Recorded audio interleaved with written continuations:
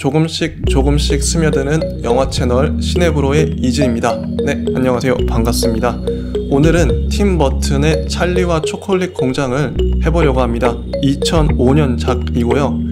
이 작품은 로알드 달의 동명의 원작 소설을 바탕으로 만들어졌습니다.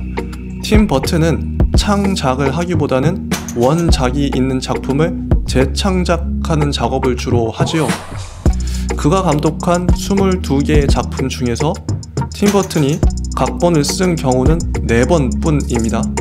나머지 18개의 작품들은 각본을 모두 타인에게 맡겼지요. 단편 빈센트와 더 월드 오브 스테인보이의 각본을 제외한다면 팀 버튼이 각본을 쓴 장편 영화는 가위손과 프랑켄위니 2개 뿐입니다. 물론 크리스마스의 악몽의 각본도 있지만 이 영화는 헨리 셀릭이 감독을 맡았죠. 원작이 있는 팀 버튼 영화들을 추려보면 배트맨 시리즈는 배트맨 그래픽 노블이 원작이고 가위손은 프랑켄슈타인 소설이 원작이라 할 수 있고 에드 우드의 경우 에드 우드 감독의 인생이 원작이겠죠. 슬리피 할로우는 워싱턴 어빙의 소설이 원작이고 혹성 탈출은 1968년 개봉한 영화와 원작 소설이 따로 있고 빅피쉬의 경우 데니얼 윌리스의 1998년작 동명 소설이 원작이며 찰리와 초콜릿 공장은 로알드 달의 원작 소설이 있습니다. 자, 그렇다면 왜 팀 버튼은 이토록 원작이 있는 작품 위주로만 감독을 도맡아 할까요? 그는 자신만의 오리지널 스토리에 별다른 집착이 없는 것처럼 보입니다. 이런 면에서 각본까지 직접 쓰는 쿠엔틴 타란티노나 크리스토퍼 놀란과는 대비되죠. 어쩌면 팀 버튼은 글쓰기를 못하는지도 몰라요. 안 하는지도 모르고요. 스토리를 만드는 건 그의 재능이 아니라고 판단하고 그가 잘하는 것들, 주로 미장센, 캐릭터 같은 시각적 측면들에 온 힘을 집중하는지도 모르겠습니다. 만약 그렇다면 그는 지혜로운 프로라고 할 수 있겠네요. 오늘날 관객들은 아티스트에게 올라운더가 되라고 요구합니다. 가수에게는 작곡과 작사까지 직접 다 해야 위대한 가수라고 불러줄 용의가 있죠. 마치 르네상스 시대의 레오나르도 다빈치처럼 그림도 잘 그리고 조각도 잘하고 설계나 건축까지, 그러니까 인간이 할 수 있는 모든 걸 잘 하라는 요구를 하고 있는 거예요. 물론 그런 천재들은 모든 지점에서 일반인보다, 아니 웬만한 프로들보다 뛰어난 역량을 발휘합니다. 하지만 대다수 사람들은 제 아무리 프로라 할지라도 한 가지 분야에서 뛰어나기도 버거워요. 팀 버튼은 자신이 잘하고 좋아하는 분야인 미장센에 자신의 모든 역량을 쏟아 붓습니다. 그가 만약 스토리까지 고집했다면 그는 몇 편의 영화만 찍고 역사에서 사라졌을지도 몰라요. 이미 스토리를 잘 쓰는 탁월한 각본가들이 세상엔 많이 있습니다. 그들에게 스토리를 맡기면 되는 일을 굳이 자신이 끙끙거리며 안고 갈 필요는 없는 것이죠. 자신이 각본을 쓰지 않았기에 거의 매년 영화를 찍을 수 있었던 리들리 스콧이 떠오릅니다. 리들리 스콧은 영리하게도 자신이 잘하는 촬영과 연출, 메시지적인 측면에 공을 기울여요. 현재 그는 3개의 작품을 동시에 진행하고 있습니다. 만약 리들리 스콧이 어줍잖은 실력으로 각본을 쓰고 앉아 있었더라면 비웃음거리가 됐을 겁니다. 할리우드 메이저 제작사들은 팀 버튼의 스타일을 알고 팀 버튼에게 어울릴 만한 각본들을 그에게 제안해 감독을 맡깁니다. 화성 침공, 빅피쉬, 찰리와 초콜릿 공장, 이상한 나라의 앨리스 같은 작품들은 팀 버튼에게 가장 잘 어울리는 옷 같은 영화임이 틀림없습니다. 팀 버튼은 원작이 있는 작품들을 팀 버튼만의 스타일로 재창조해냈죠. 세상에 없던 작품을 만들어내는 것만이 창작은 아닙니다. 원작을 재가공하여 원작에 자신만의 색깔을 입히는 재창작도 탁월한 창작이죠. 그래서 저는 지금 이 순간에도 고군분투하고 있을 많은 창작자들에게 제안합니다. 굳이 세상에 없던 기발한 이야기만이 이야기가 아니라고 말이죠. 팀 버튼처럼 원작을 살짝 비틀거나 원작의 새로운 느낌을 가미하거나 원작에서 출발하여 색다른 캐릭터를 만들어내는 것이 오히려 더 신선할 수 있습니다. 해 아래 새로운 것은 없다고 합니다. 세상에 없던 것들을 쥐어짜며 만들기보다는 이미 세상에 존재하는 것들을 유심히 관찰하고 분석하고 뒤틀어서 자신의 색깔을 덧입히는 쪽으로 창작의 방향을 잡는다면 새로운 세계를 맞이할 수 있을 것입니다. 오늘날 그 어떤 사람도 팀 버튼 보고 창의성이 없다 이런 소리 안 하죠. 팀 버튼만큼 창의적이고 자기 색깔 뚜렷한 창작자를 찾아보기가 정말 힘들죠. 팀 버튼의 미장센처럼 여러분이 잘 할 수 있는 그 한 가지를 찾아내고 그 한 가지에 집중하세요. 요즘에 웹툰도 글 작가와 그림 작가가 따로 나뉘어 분업하는 경우가 허다하더라고요. 웹툰 작가가 못 되더라도 웹툰 기자나 웹툰 평론가, 웹툰 교수를 할 수도 있는 거고요. 마냥 영화나 음악처럼 이런 거대한 강줄기만 정하지 말고 그 중에서도 자기가 진정 좋아하고 남들과 달리 탁월하게 잘 해낼 수 있는 지점을 찾으면 됩니다. 지금까지의 이러한 조언들은 소설가를 꿈꾸는 저 자신에게 건네는 말이기도 하네요. 자, 오늘 다룰 찰리와 초콜릿 공장은 크게 두 가지 지점, 즉 데니 엘프먼의 음악과 팀 버튼의 미장센 위주로 분석해 볼까 합니다. 특히 이 영화는 이미지와 음악이 그의 어떤 작품보다도 두드러지게 부각됩니다. 저희 채널은 한 감독의 전 작품을 다루다 보니까 영화마다 이렇듯 포인트와 컨셉을 두어 집중적으로 파고들 수 있어서 참 좋습니다. 지난 슬리피 할로우에선 팀 버튼의 색감, 즉 미장센에 대해 주로 이야기했다면 이번 편에서는 팀 버튼의 음악과 미장센에 대해 이야기를 나눠볼 수 있겠네요. 누군가 저에게 방송을 하는 이유에 대해 묻는다면 물론 영화가 좋아서 영화를 오래 즐기는 방법 중 하나라고 답하기도 하겠지만 우선 내 자신이 영화 공부를 지그시 하기 위해서라고 답변할 수 있겠습니다.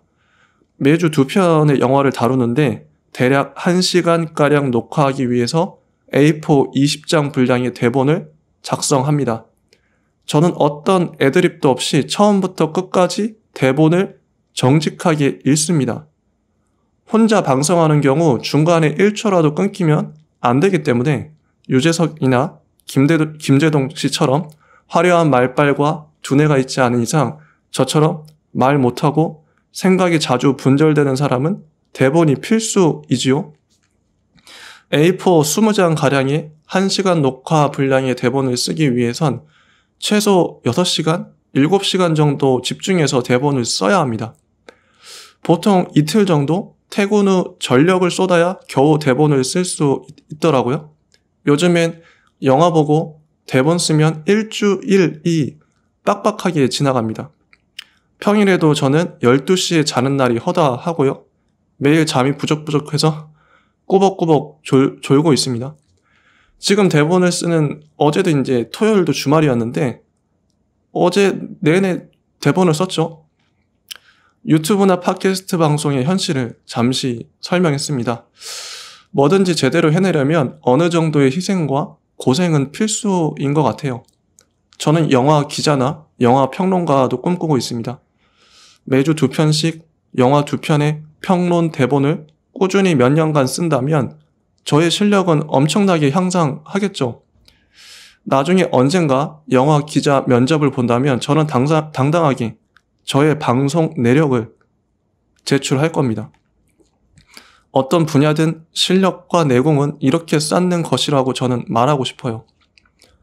저는 가급적이면 영화 분석을 가능하면 저의 말로 풀어내기 위해 노력합니다. 인터넷에 검색해서 찾아내는 정보들은 남의 말이지 저의 말이 아니죠. 그런 정보들은 남들도 이미 다 아는 것이라 별다른 메리트가 없습니다. 차별화가 안 되죠. 어떤 영화를 봤을 때 내가 느끼고 내가 생각하고 내가 말할 수 있는 것만이 중요합니다.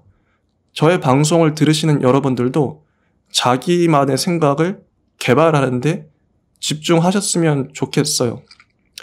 저는 그래서 학자의 말이나 어디서 본 글을 툭하면 인용하는 사람들도 싫어합니다. 권위를 다른 곳에서 억지로 끌어와서 자기 말인 양 하기 때문이죠. 오늘도 저는 철저하게 저만의 시각으로 이 영화를 분석해 보도록 하겠습니다.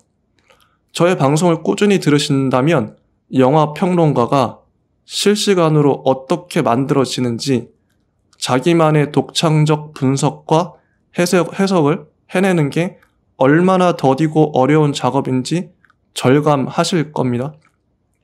자, 빅피쉬가 현실과 판타지의 절묘한 조화로서 탁월한 성취를 이루어 명작의 반열에 올랐다면 찰리와 초콜릿 공장은 오로지 판타지만을 정직하게 집중함으로써 초콜릿 공장에 대한 환상적 묘사와 윌리 원카를 비롯한 어린이 캐릭터들의 묘사로 걸작의 반열에 올랐다고 할 수 있습니다. 자, 본격적으로 영화 시퀀스별로 잘게 쪼개서 분석해 보도록 하죠. 워너 브라더스와 팀 버튼은 예전부터 합이 잘 맞는다는 인상이 강해요. 찰리와 초콜릿 공장의 인트로는 배트맨의 인트로와 느낌이나 분위기가 상당히 흡사합니다. 특히 인트로 음악은 배트맨의 인트로 음악과 거의 동일하다 생각될 정도예요. 배트맨을 본 사람이라면 찰리의 인트로 음악을 듣자마자 이건 배트맨이잖아 이렇게 소리칠 수밖에 없죠. 배트맨 인트로 음악에서 장난감스러운 느낌과 기계공장의 느낌, 판타지 느낌을 더 첨가하면 찰리의 인트로 음악이 그런 느낌이 날 것입니다. 이처럼 느낌의 동일성을 가져가는 것은 한 감독이 한 음악과 꾸준히 오랜 기간 작업했을 때의 장점입니다. 느낌의 동일성이란 흔히들 아티스트만의 색깔로 표현됩니다. 팀 버튼의 색깔은 회색이다 라고 제가 지난 에피소드에서 말했죠. 팀 버튼은 자신만의 시각적 미학을 표현하는데 언제나 자신 있었지만 음악적 미학을 표현하는 데는 누군가 전문적인 아티스트가 반드시 필요했을 겁니다. 화가가 음악과 노력까지 할 순 없으니 이는 당연한 필요성이겠죠. 데니 엘프먼이 팀 버튼이 지향하는 음악적 미학을 절묘히 표현하는 적임자로 발탁된 것이고요. 만약 영화 대본 작가 중에서도 팀 버튼의 마음에 꼭 맞는 누군가가 있었더라면 팀 버튼은 그 작가와만 작업을 진행했을지도 모릅니다. 이런 아티스트들끼리의 협업은 특히 영화 장르에서는 종종 발견되는 현상이지요. 팀 버튼과 데니 엘프만이 앞으로도 꾸준히 서로의 미학을 존중하며 작품을 만들었으면 좋겠습니다. 이런 맥락에서 팀 버튼의 영화에서 데니 엘프먼의 음악이 어떤 점에서 어울리는지 나눠보도록 하겠습니다. 자, 인트로는 초콜릿 공장의 거대한 굴뚝부터 시작해요. 윌리 원카 초콜릿이 어떻게 제작되는지 한 단계씩 보여줍니다. 물론 실제 초콜릿 제조 과정이 아니라 판타지 세계의 초콜릿 제조 과정이에요. 초콜릿 기계들이 각자의 일을 반복적으로 수행하는 가운데 카메라 워킹은 초콜릿이 만들어지는 동선을 따라 진행합니다. 반듯하게 잘려진 초콜릿들이 낙하산을 타고 동그란 원을 그리면서 낙하하는 장면에서는 이 영화가 판타지 영화임을 각인시키죠. 초콜릿을 포장하는 단계에서 윌리 원카의 손이 나타나 황금 티켓을 특정 초콜릿에 넣습니다. 각 초콜릿 박스들은 도쿄, 카이로, 뉴욕 등등 세계 각지의 도착지들을 갔죠. 마침내 초콜릿 박스들은 열을 맞추어 트럭들에 나란히 실리고 트럭들은 눈 덮인 길을 따라 공장을 출발합니다. 결국 이 인트로의 미장센적 목표이자 의미는 크게 두 가지입니다. 환상적인 제조 방식에 의해 초콜릿이 대량 생산되고 있다는 것과 윌리 원카에 의해 골든 티켓이 어딘가로 보내졌다는 것이지요. 관객들은 이 인트로 장면의 환상성에 두 눈을 반짝이며 바라볼 수밖에 없고 인트로에서 명확하게 제시하는 정보인 골든 티켓의 존재에 대해 각인할 수밖에 없습니다.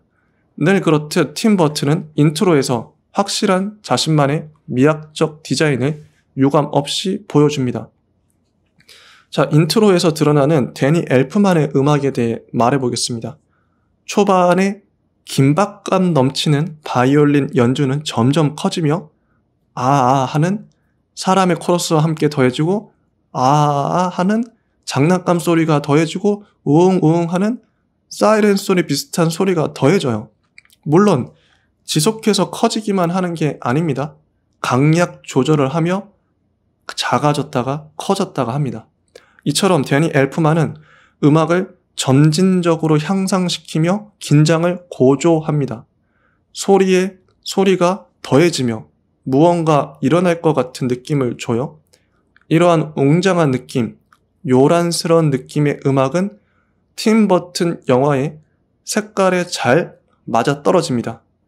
근데 요즘 음악 트렌드는 우울하고 조용한 마치 ASMR 같은 속삭이는 느낌이 강하죠.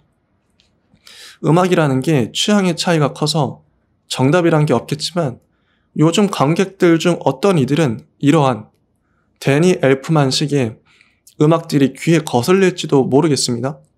지나치게 과장되고 지나치게 시끄럽고 지나치게 가슴을 요동치게 한다는 거죠. 하지만 팀 버튼의 화면에서 이런 음악들 대신 요즘 스타일처럼 차분하고 고요해진다면 그건 더 이상 팀 버튼 영화가 아니게 될 것입니다.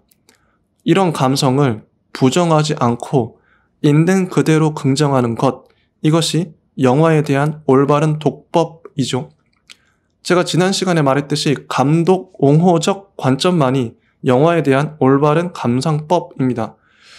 그 감독을 사랑하는 심정으로, 즉 데니 엘프만의 음악을 사랑하는 마음으로 들어야 비로소 들립니다. 미워하는 마음, 내 취향이 아니라고 무조건 깎아내리는 마음으로 듣는다면 들리지 않을 것입니다. 자, 찰리가 길거리에 서 있고 윌리 원카의 초콜릿 트럭이 그 앞을 지나가요. 나레이션이 흘러나오며 찰리는 어떤 아이인지, 그 아이의 집은 얼마나 가난한지를 설명해주죠. 이런 극초반의 설명 방식은 우리가 팀 버튼표 영화에서 익히 보아온 방식이에요. 가위손에서는 할머니가, 에드우드에서는 관 속의 사나이가, 빅피쉬에선 아버지의 나레이션이 관객들 영화 속 세계로 안내하는 길라잡이 역할을 톡톡히 했습니다.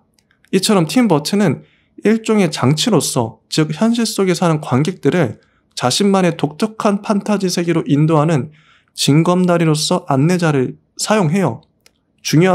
영화에서 중요한 건 관객의 몰입도라고 제가 언젠가 말했습니다. 영화의 승패는 초반의 몰입도를 극 후반까지 얼마나 안정적으로 혹은 지속적으로 가져가느냐입니다. 시간 가는 줄 모르고 봤다는 말이 극찬이고 시간 가는 줄 알고 봤다는 말이 최악의 평가한 이유는 그만큼 관객들이 해당 영화에 매 순간 얼마나 몰입했냐로 나눠지는 것입니다. 몰입도라는 기준을 놓고 영화를 평가할 때 모든 영화의 완성도는 자명해집니다. 이 장면은 꼭 필요한가? 이 장면은 지루하지 않은가? 이러한 질문들이 몰입도에 관련된 질문이겠죠. 극초반의 나레이션은 등장인물과 상황에 대한 짤막한 서사로서 관객들의 몰입을 돕습니다. 특히 팀 버튼의 미장센들은 그 자체로 환상적이고 동화적이어서 보는 맛이 살아 있습니다. 찰리가 사는 동네는 까맣습니다. 모든 집들이 동일한 디자인인데 심지어 시커멓습니다. 그런데 그 동네에 온통 새하얗게 눈이 내려요. 모든 것들을 하얗게 뒤덮습니다. 흑과 백의 강렬한 대비. 팀 버튼은 자기성을 극도로 끌어올린 정갈한 디자인이 무엇인지를 보여줍니다. 찰리의 집은 기울어졌습니다. 말 그대로 집이 대략 45도 정도로 기울어졌어요. 이 집은 문도 기울어졌습니다. 가세가 기울 정도로 가난하다는 걸 이미지로 이렇게 표현한 것인데, 이처럼 동화적이고 기가 막히게 표현해낸 감독의 위트가 대단하다고 봅니다. 자, 찰리를 비롯한 주요 인물들의 캐스팅도 극찬할 수밖에 없어요. 찰리는 정말 이제 순수하고 착하고 똘망한 아이로 보여요. 무엇보다 얼굴이 귀엽고 잘생겼습니다. 찰리 집안의 커다란 침대에 누워있는 할머니, 할아버지, 외할아버지, 외할머니도 기가 막혀요. 꼭 그런 침대에 누워있을 것만 같은 정겹고 다정한 느낌의 노인분들이에요. 찰리의 가난한 아버지는 꼭 가난한 아버지처럼 생겼고, 어머니는 꼭 가난한 어머니처럼 생겼죠. 저는 팀 버튼의 모든 영화들을 볼 때마다 그 캐스팅의 적절함에 깜짝깜짝 놀라곤 합니다. 도대체 이런 자신의 서사와 자신의 이미지적 야망에 절묘하게 들어맞는 인물들을 어디서 구하는 거지? 팀 버튼은 캐스팅의 신이라 할 만합니다. 자신의 영화에 들어맞는 배우를 절묘히 찾아내죠. 그래서 팀 버튼 영화를 제대로 분석하려면 조니 뎁, 헬레나 보넴 카터 같은 팀 버튼 영화에 주로 등장하는 페르소나 같은 인물들에 대해서도 분석해 볼 필요가 있습니다. 그들의 연기 스타일뿐만 아니라 그들의 얼굴 생김새와 말투까지 우리는 분석해야 합니다. 그래야 팀 버튼이 제대로 보입니다. 자, 우선 어머니 버켓 부인 역으로 등장한 헬레나 보넴 카터는 얼굴이 각졌습니다. 얼굴에 이목구비가 분명해서 감정 표현이 정확하게 관객들에게 전달됩니다. 거기다가 억양이나 악센트도 연극적이라고 할 정도로 분명하게 딱딱 떨어져요. 이러한 특징은 윌리 원카 역을 맡은 조니 뎁도 동일하게 갖고 있습니다. 그의 얼굴은 하나의 그리스 조각상이라 생각해도 무방할 정도로 보는 맛이 있어요. 이러한 얼굴을 시네마적 얼굴상이라고 부를 수 있겠네요. 영화 스크린에, 즉 화면에 옮겨 놓았을 때 관객들이 실시간으로 배우의 얼굴을 감상하기 좋은 그러한 딱 떨어지는 얼굴들이 있기는 있습니다. 당대의 유명한 배우들의 얼굴은 하나같이 단지 잘생겼다, 예쁘다 라는 말로 표현하기엔 부족한 무언가 감상하기 좋은, 보고 있노라면 얼굴에 빠져들 것 같은 얼굴을 갖고 있죠. 제가 언젠가 관상을 배운다면 배우들의 관상을 분석해서 말해보고도 싶습니다. 자, 배우상이라는 게 어쩌면 존재하는지도 모르겠어요. 팀 버튼은 자신의 판타지적 세계를 그럴듯하게, 즉 말이 되게 관객들에게 그 얼굴만으로도 설득할 수 있을 만한 배우들을 자주 기용합니다. 조니 뎁과 헬레나 보넴 카터는 그 얼굴만으로도 판타지적 세계를 잘 표현해 내죠. 그들 자체가 그 세계에서 판타지적 인물이 되어 하나의 존재론적 설득력을 표출합니다. 사람마다 갖고 있는 기운이나 분위기가 다른데 그들의 기운은 한마디로 판타지스럽습니다. 아니, 좀 더 정확하게는 팀 버튼이 배우들 내면에 있는 판타지스러움을 끄집어낸 거죠. 팀 버튼이 명감독인 이유는 단지 그 혼자만의 스타일이 탁월해서가 아니라 이처럼 데니 엘프만의 음악에서 판타지를 끄집어내고 배우들에게서 판타지스러움을 끄집어 올린다는 데 있겠죠. 감독은 아티스트이기도 하지만 제작 현장의 총책임자이자 말 그대로 감독으로 기능하는 것이죠. 팀 버튼이 촬영하는 모습을 한 번도 본 적이 없지만 그의 영화적 결과물로 미루어 봤을 때 얼마나 그가 현장에서 배우들과 모든 스태프들에게 자신의 영화적 열정과 욕망을 잘 설명하고 잘 설득해내는지 알 것 같습니다. 자, 이 방송을 들으시는 아티스트 중에는 자신의 생각이나 느낌을 언어로 잘 표현하지 못하는 분들도 많으실 거예요. 아마 대부분의 소설가나 가수, 화가들이 자기 세계에 갇혀서 남과 소통이 어려움을 겪으실 겁니다. 예술가들은 을에 자기의 내면으로 깊이 파고 들어가야 하는 직업이니까 자연스럽습니다. 그런데 감독이 되고자 하신다면 필히 자신의 내면을 외부로 표출하는, 즉 소통하는 훈련을 제대로 하셔야 할 겁니다. 아무리 기발하고 독창적인 생각이나 느낌도 남들에게 설득해내지 못한다면 영화화 되지 못하겠죠. 그건 뭐 다른 분야도 마찬가지겠죠. 음악도 그렇고 소설도 그렇고 자기 혼자만 좋아서는 소용이 없겠죠. 남들도 좋아야 되니까요. 자, 영화로 돌아가서 찰리 아버지가 치약 공장에서 치약 뚜껑을 돌려서 닫는 장면은 짧지만 강렬합니다. 우선 치약 공장의 색감이 온통 파란 계열이에요. 이곳이 판타지 세계임을 명시적으로 드러내는 것이죠. 판타지적 강렬한 채색 대비의 색감 사용이 있어서 만큼은 팀 버튼이 압권이라고 생각합니다. 물론 모든 영화가 색감을 강박적으로 좋게 쓸 필요도 없고 모든 영화 감독들이 색감의 천재가 되어야 할 필요는 없겠지만 저는 감독의 역량 중 하나로 색을 얼마나 잘 쓰는가는 해당 감독의 좋은 무기가 될 수 있다고 봐요.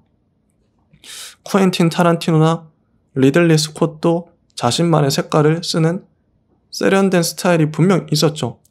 감독을 꿈꾸신다면 색감에 대한 감을 익히시길 바랍니다. 요즘 관객들은 눈이 점점 높아져서 타란티노나 팀 버튼처럼 색을 쓰지 않으면, 그렇게 못하면 불만을 표출할지도 몰라요. 화면을 예쁘게는 못 만들지언정 못생기게 만들면 안 되겠죠? 색에 대한 감각, 즉 색감을 익힌다는 건 색을 공부한다는 것과는 좀 다릅니다. 이건 느낌이자 감각, 즉 직감의 영역이죠. 이렇게 화면을 처리하면 예쁠 것 같다는 본능적 감각입니다. 이런 감각은 잘 만든 작품을 최대한 많이 보고 몸에 익히는 수밖에 없어요. 물론 팀 버튼은 자신만의 확고한 감각을 갖고 철저히 계산해서 색을 채워 넣는 사람입니다. 영화의 색감을 어떻게 써야 할지 고민이시라면 팀 버튼의 영화를 보시면 됩니다. 자, 찰리의 좁은 집안 풍경을 보면서 발견한 게 하나 있어요. 로모 카메라로 찍으면 로모 효과라는 게 발생하는데 중앙은 선명한데 사진의 사각형 모서리들은 반투명하게 날아가는 효과를 로모 효과라고 합니다. 찰리의 집 풍경을 팀 버튼은 철저히 로모 효과가 나게끔 표현해요. 관객의 시선은 철저히 중앙의 선명한 동그라미를 바라보게 되고 그 외에 사각의 테두리는 희뿌옇게 보여지는 것이죠. 이 효과의 장점은 관객들이 오로지 피사체에 집중할 수 있다는 겁니다. 우리가 셀카 찍을 때 인물을 제외한 모든 배경이 날아가는 아웃포커스를 좋아하고 선호하는 이유는 인물이 배경에 비해 선명하게 돋보이기 때문이죠. 영화의 장면 설정에서 중요한 건 주인공입니다. 매 장면마다 이 주인공이 무엇인지 어떤 것을 강조할지가 촬영의 관건이겠죠. 주인공은 물론 사람일 수도 있겠지만 어떤 건물이나 어떤 사물일 수도 있습니다. 촬영 감독은 자신이 나타내고자 하는 주인공을 부각시켜 도드라지게 표현해야 하겠죠? 물론 의도적으로 희뿌옇게 화면 처리를 하는 경우도 있어요. 즉 관건은 영화 감독이 표현하고자 하는 의도대로 화면을 고스란히 구현해내야 한다는 것입니다. 메시지, 텍스트와 일치하는 화면, 영상이 좋은 영화겠죠. 텍스트와 비텍스트적 지점이 서로 교차하며 호응할 때 관객들은 카타르시스를 느낍니다. 찰리의 집안 인물들을 카메라가 분주히 비추는 동안 음악은 무엇하고 있었을까요? 무음이었습니다. 오직 집안의 바람이 쌩쌩 부는 소리와 의자가 삐끄덕거리는 소리만이 들렸어요. 데니 엘프만은 강약을 아는 음악가입니다. 실력 없는 초보 음악 감독이라면 모든 장면에 음악을 억지로 쑤셔넣기 위해 고군분투하겠죠? 하지만 데니 엘프만은 영리하게도 잠잠해야 할 때는 잠잠하고 시끄러워야 할 때는 시끄럽게 음악을 활용합니다. 음악이 시종 1관 고음으로 그냥 꽝꽝꽝 거린다면 관객들은 이내 피로감을 느낄 거예요. 영화에서 피로감을 조절하는 것, 즉 강약을 적절히 조절하는 것은 관객 몰입도를 꾸준히 유지하는데 아주 중요한 요소입니다. 래퍼도 랩을 잘하는 사람은 강약을 절묘히 조절해요. 그래서 관객들을 들었다 놨다 하죠. 시종일관 꽥꽥 큰 소리로 랩하는 래퍼는 이내 사람들을 피로하게 만들고 더 듣기 싫게 만듭니다. 강약 조절이란 높은 음과 낮은 음을 적절한 간격으로 운영한다는 뜻입니다. 노래를 오랫동안 습관적으로 들어보신 분들은 아시겠지만 노래란 결국 음의 운영이 관건이에요. 저음과 고음이 적절히 섞일 때 사람들은 어떤 황홀감에 빠집니다. 아무 팝송이나 유행하는 노래를 한번 지금 들어보세요. 오로지 음의 시간에 따른 높낮이, 음이 어떻게 운영되는지에 귀 기울여 한번 들어보세요. 팝송을 이해하는데 가사는 불필요합니다. 오직 음의 운영만이 중요하죠. 음악이 만국 공용어가 될 수 있는 이유는 청각적이기 때문이죠. 귀가 지루하지 않게 적절한 지점에서 음에 변화를 주면 좋은 음악이 되는 것입니다. 영화 음악도 이러한 절대적 높낮이 법칙의 예외가 아니어서 적절한 조율이 필수적입니다. 데니 엘프만도 물론 이러한 음악적 감각이 탁월한 사람임이 분명하죠. 자, 다시 영화로 돌아가서 윌리 원카의 20여 년 전 가게 내부는 빨간색 위주예요. 아까 치약 공장이 블루 계열이었다면 이번 가게 내부는 레드 계열을 의도적으로 쓴 거죠. 점원들의 옷도 빨갛고 가게 내부의 캔디도 빨갛고 컨베이어 벨트도 빨갛습니다. 하지만 모두 천편일률적으로 빨갛기만 한 것은 아니에요. 바닥은 블랙 앤 화이트고 점원들의 옷도 회색 포인트에 벽지는 노란색입니다. 그럼에도 화면 전반의 색조는 빨강이 대세예요. 누가 봐도 이 장면은 레드를 나타낸 것이죠. 자, 색깔을 잘 쓴다는 의미는 단지 되는 대로 색깔을 깔맞춤해서 채워넣는 게 아니라 주색이 무엇이고 보조색이 무엇인지 그 궁합과 조화를 고려해서 보기에 아름답게 어수선하거나 산만하지 않게 연출 의도대로 사용한다는 것이겠죠. 자, 이 영화는 제목에 나와 있듯이 초콜릿이 주인공입니다. 온갖 달콤한 것들, 즉 초콜릿과 캔디의 화려한 색상을 마음껏 음미할 수 있는 게 이 영화의 포인트 중 하나예요. 이 영화에 나온 모든 초콜릿과 캔디들은 실제 먹을 수 있게 제작되었다고 합니다. 초콜릿 강도 좀 있으면 나오는데 그 초콜릿 강도 애초에 진짜 초콜릿으로 하려 했지만 제작비가 천문학적으로 들어서 진짜로 못했다고 해요. 사실 감독의 권한 하에 얼마든지 관객들을 눈속임할 수도 있었을 겁니다. 어차피 관객들은 스크린에 보여지는 게 진짜인지 가짜인지 모르겠죠. 하지만 감독은 압니다. 스텝도 알죠. 배우들도 알고요. 그래서 진짜들로만 만든 겁니다. 감독, 배우, 스텝이 알면 보고 있는 관객도 느낌으로, 직감으로 알 수 있습니다. 사람은 영적인 존재라 반드시 스크린 너머의 진실을 알 테니까요. 게다가 배우들의 연기도 진짜를 대할 때와 가짜를 대할 때는 달라질 수밖에 없습니다. 연기자라 할지라도 연기로 가짜를 진짜라고 말할 수는 없는 법입니다. 진짜를 진짜라고 말할 때만이 진실한 것이죠. 그게 진실한 연기겠죠. 또한 요즘 우리는 인터넷의 발달로 찰리와 초콜릿 공장에 나온 캔디와 초콜릿들이 진짜인지 가짜인지 검색해서 알고 보는 입장이 되었어요. 그 감동의 질이 진짜의 경우 현격히 차이 날 수밖에 없습니다. 이러한 극도의 리얼리즘은 크리스토퍼 놀란도 갖고 있는 특징이죠. 진짜 비행기를 경납고에 들이박는 무모함과 과감함은 CG를 쓰지 않겠다는 결단입니다. 관객들은 그러한 크리스토퍼 놀란과 팀 버튼의 영혼의 결을 믿고 그들의 영화를 진실하게 보는 거죠. 찰리 할아버지는 20여 년 전 윌리 원카의 젊은 시절을 찰리에게 얘기합니다. 할아버지가 원카의 초콜릿 가게에서 점원으로 일할 때 이야기죠. 여기 나오는 일화들이 특히나 판타지적인데 그 영상도 판타지적으로 잘 표현했습니다. 인도의 왕자 프린스 폰더체리는 윙카에게 자신의 궁전을 초콜릿으로 만들어달라고 부탁해요. 거대한 궁전을 오직 초콜릿만으로 만들어서 뜨거운 햇살에 이내 녹아버립니다. 짧은 일화이지만 실제 초콜릿으로 궁전을 만드는 인부들의 노동 현장이라든지 실제 초콜릿 궁전 내부의 모습 표현과 초콜릿 궁전이 햇살 때문에 녹아내리는 장면은 정말 잘 표현됐다고 봅니다. 이 영화는 보는 내내 진짜 초콜릿이 떠오르게 만들어요. 눈으로 먹는 초콜릿이란 찰리와 초콜릿 공장이 아닐까 싶을 정도입니다.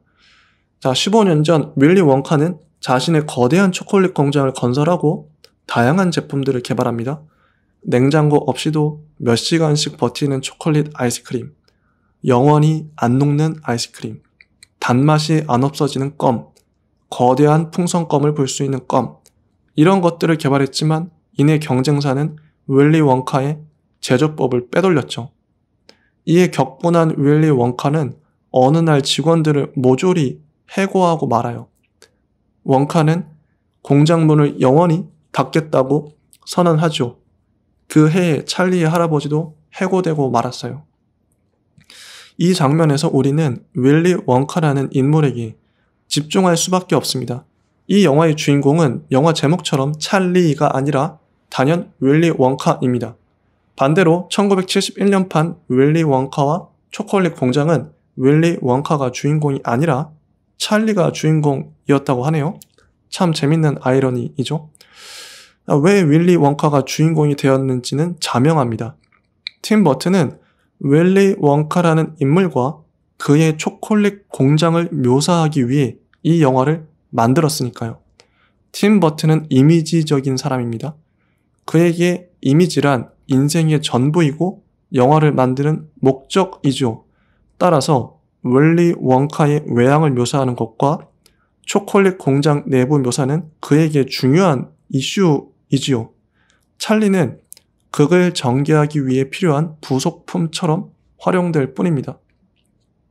윌리 원카는 현실 세계에는 존재할 수 없는 과학적으로 불가능한, 그렇기 때문에 오직 판타지 세계에서만 가능한 껌과 초콜릿과 캔디들을 만들어냅니다. 이런 지점이 아이들과 어른들의 상상력을 자극한다고 보죠.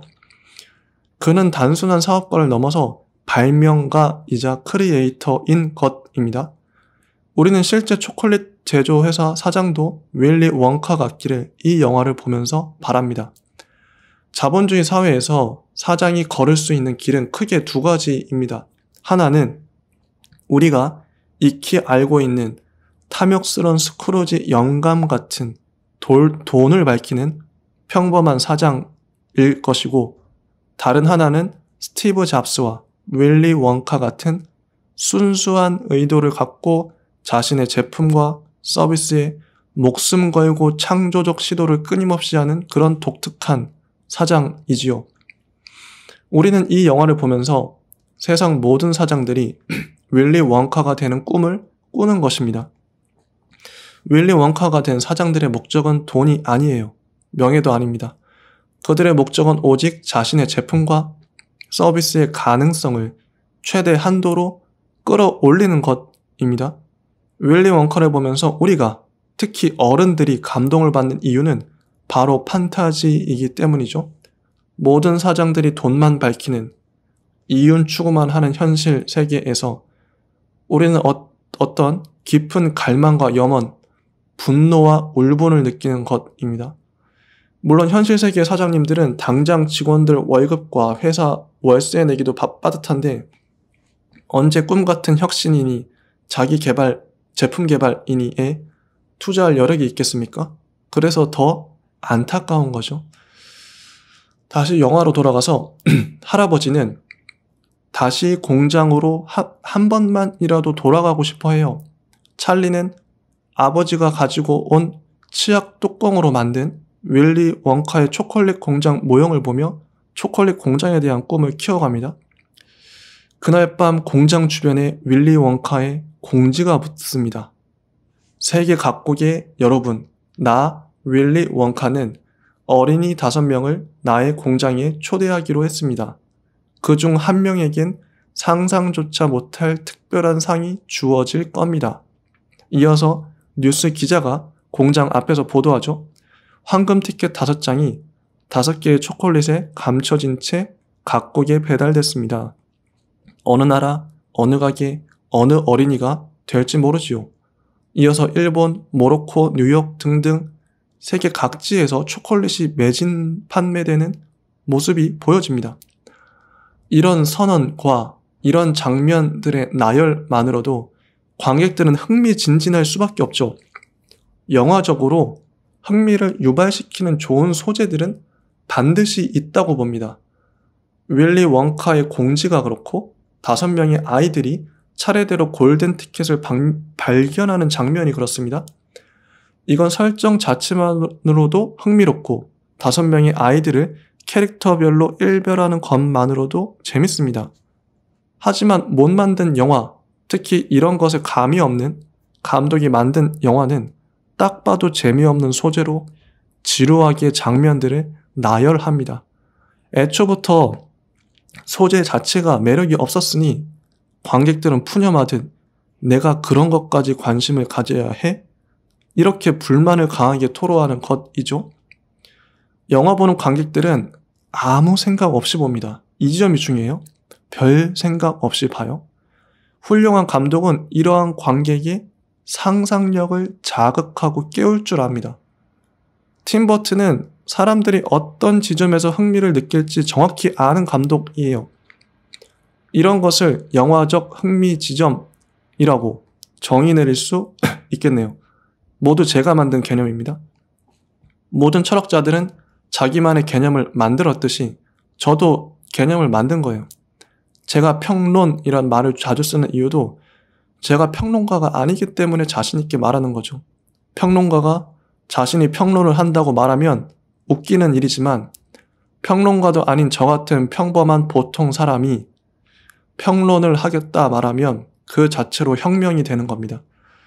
철학자가 아닌 사람이 철학을 말하고 평론가가 아닌 사람이 평론을 당당히 얘기하는 세상이 저는 전문가들의 권위를 대학원 나오고 라이센스 받고 매체에서 당선되어야 철학자나 평론가가 될 수 있다고 하는 그 웃기는 망상을 해체하려는 겁니다.